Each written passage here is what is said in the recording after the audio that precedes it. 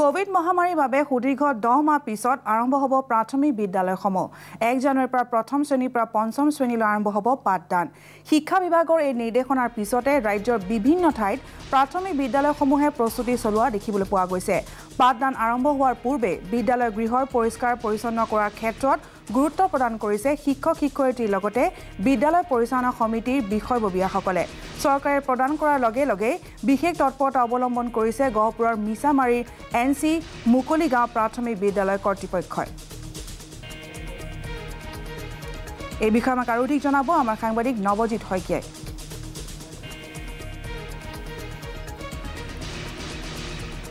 নিশ্চয়কৈ মাজত মাত্ৰ এটা দিন আৰু তাৰ পিছতে অসমৰ যিসমূহ প্ৰাথমিক বিদ্যালয় এই বিদ্যালয়সমূহ মুকলি হ'ব বিশেষকৈ কোভিডৰ কাৰণে 10 মাহ ধৰি বন্ধ হৈ থকা বিদ্যালয়সমূহৰ খোলাৰ লগে লগে কেনে ধৰণৰ পৰিৱেশ হ'ব ছাত্ৰ ছাত্ৰী আহিবৰ কাৰণে কি ধৰণে তেওঁলোক সাজু হৈছে স্থানীয় অভিভাৱকেই হওক বা অন্যান্য যিসকল যুৱক যুৱতী আহিছে বিদ্যালয়খনলৈ আৰু বিশেষকৈ মই বৰ্তমান উপস্থিত আছোঁ গহপুৰৰ এনসি মুকলি গাঁও প্ৰাথমিক বিদ্যালয় আৰু এই মুকলি গাঁও প্ৰাথমিক বিদ্যালয়ত 1 জানুৱাৰীৰ পৰা পাঠদান হ'ব একম দ্বিতীয় তৃতীয় শ্ৰেণীৰ পাঠদান মঙ্গল বৃহস্পতি আৰু শনিবাৰে হ'ব তাৰ বিপৰীতে চতুৰ্থ আৰু পঞ্চম শ্ৰেণীৰ পাঠদান সোমবাৰ বুধবাৰ আৰু শুক্ৰবাৰে হ'ব এই কন্তে কেবেটাও কিন্তু ইতিমধ্যে চৰকাৰে গাইডলাইন বান্ধি দিছে যে মধ্যাহ্ন ভোজন 12:15 পৰা 12:45 ভিতৰত হ'ব লাগিব আৰু যিসকল মধ্যাহ্ন ভোজনৰ লগত জড়িত ৰান্ধনী হওক বা অন্যান্য সকলে তেওঁলোকে কোভিড টেষ্ট কৰাটো বাধ্যতামূলক ইতিমধ্যে আমি দেখুৱাইছো যে স্থানীয় যিসকল যুৱক যুৱতী তেওঁলোকে ইতিমধ্যে বিদ্যালয়খন পৰিষ্কাৰ কৰাৰ কামত লাগিছে আৰু তেওঁলোকে ইয়াতে স্যানিটাইজ কৰি পেলাই সকলোখিনি চাফচিকুণ কৰি আছে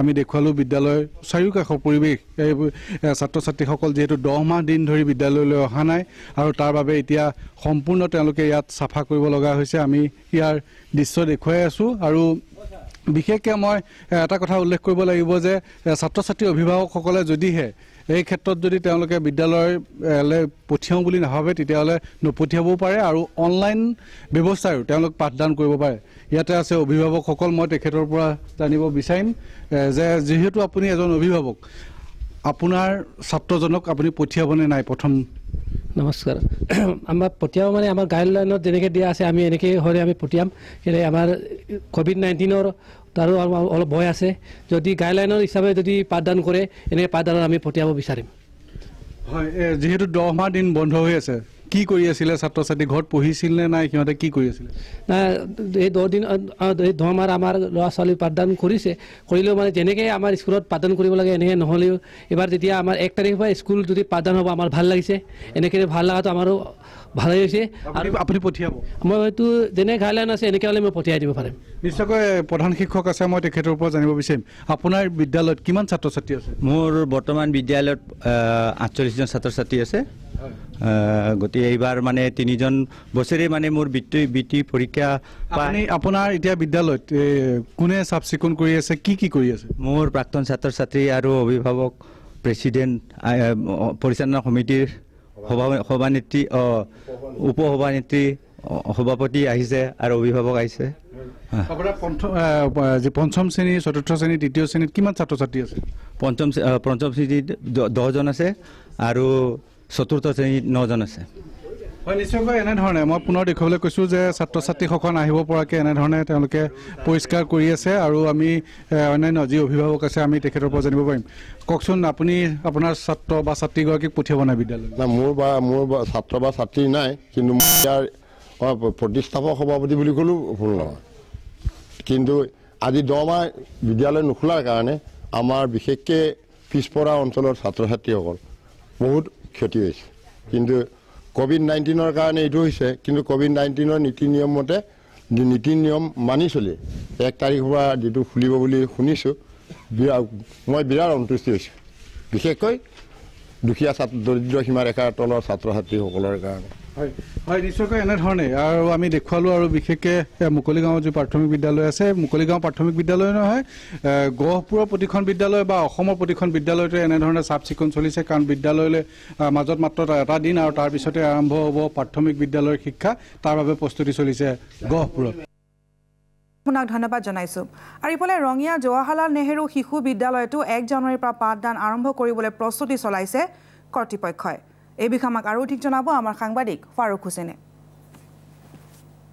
হয় সুদীৰ্ঘ 10 মাহ পিছত অহা 1 জানুৱাৰীৰ পৰা প্ৰাথমিক বিদ্যালয়সমূহ পাঠদান আৰম্ভ হ'ব। এই লৈ ইতিমধ্যে ৰাজ্য চৰকাৰে নীতি নিৰ্দেশনা জাৰি কৰিছে।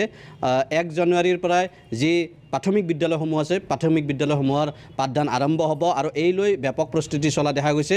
ৰঙিয়া নগৰৰ মাজমজিয়া স্থিত জৱাহৰলাল নেহৰু শিশু বিদ্যালয়ত ব্যাপক প্ৰস্তুতি চলিছে। ইয়াত শিক্ষক শিক্ষয়িত্ৰীৰ লগতে অভিভাৱকো আছে। আমি পোনে পোনে তেওঁলোকক প্ৰস্তুতি সন্দৰ্ভত আৰু চৰকাৰৰ যি নিৰ্দেশনা এই সন্দৰ্ভত জানিব বিচাৰিম। কেনেকুৱা প্ৰস্তুতি বাইদেউ? নমস্কাৰ। আমাৰ ইতিমধ্যে চৰকাৰে যিখিনি নিৰ্দেশনা দিছে আমি সেইখিনি মানি চলি আহিছোঁ আৰু আমি আমাৰ ইতিমধ্যে ৰুমবিলাকো আমাৰ কোঠাবিলাক আমাৰ চাফ চিকুণতা হৈছে, চেনিটাইজ কৰিছোঁ। লগতে তাৰপিছত সকলো ফালৰ পৰা আমাৰ মানে ইতিমধ্যে শেষ হৈছে। আৰু কেনেকুৱা লাগিছে ইমান দিনৰ মূৰত? বহুত ভাল লাগিছে, মানে বহুত আনন্দ লাগিছে। আমাৰ উৎফুল্লিত হৈছে আমাৰ শিক্ষক শিক্ষয়িত্ৰীসকলেও, মানে তেখেতসকলে আগ্ৰহী হৈছে আমি কেনেকৈ ল'ৰা ছোৱালীক পাঠদান দিব পাৰোঁ, কেনেকৈ ল'ৰা ছোৱালীক ক্ষতি কৰাখিনি আগুৱাই নিব পাৰোঁ। হয়, আৰু এগৰাকী শিক্ষয়িত্ৰী আছে, তেওঁৰ পৰা আমি জানিব বিচাৰিম। বাইদেউ কওকচোন কেনেকুৱা? নমস্কাৰ। আমাৰ গোটেইখিনি ক'ভিডৰ প্ৰট'কল মানি আমি বিদ্যালয়লৈ আহিম। আৰু এটা চবতকৈ ডাঙৰ কথা, অভিভাৱক অভিভাৱিকাই মানে বহুত আগ্ৰহ প্ৰকাশ কৰিছে আৰু বহুত দিন আগত পৰাই মোক ফোনত কৈছে যে বাইদেউ স্কুল কেতিয়া খুলিব। তেতিয়া মই কৈছিলোঁ যে চৰকাৰৰ নিৰ্দেশনা আপোনালোকে টিভিত বাতৰি কাকতত পাই যাব, গতিকে হৈ যাব। এখেতসকলে বহুত আগ্ৰহ প্ৰকাশ কৰিছে, পঠাম বুলি কৈছে, না বুলি কোনোৱে কোৱা নাই।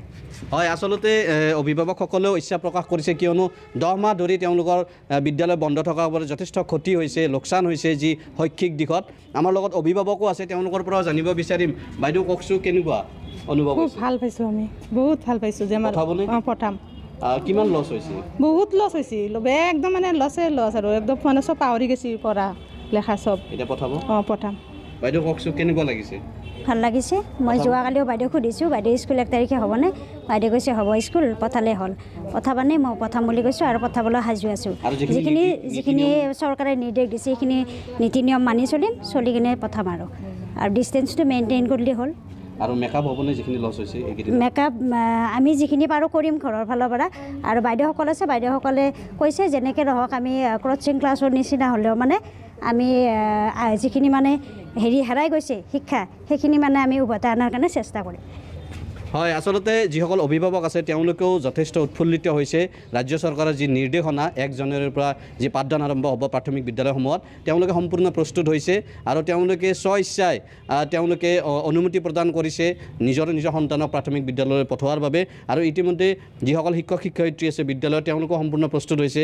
যি চৰকাৰৰ গাইডলাইন আছে, ক'ভিড প্ৰট'কল আছে, বিদ্যালয়সমূহ চাফ চিকুণ কৰা, চেনিটাইজ কৰা, মাস্ক পৰিধান কৰাকে আদি কৰি সম্পূৰ্ণ চৰকাৰী নীতি নিয়মৰ মাজেৰে তেওঁলোকে এই অহা 1 জানুৱাৰীৰ পৰা আপোনাক ধন্যবাদ জনাইছোঁ।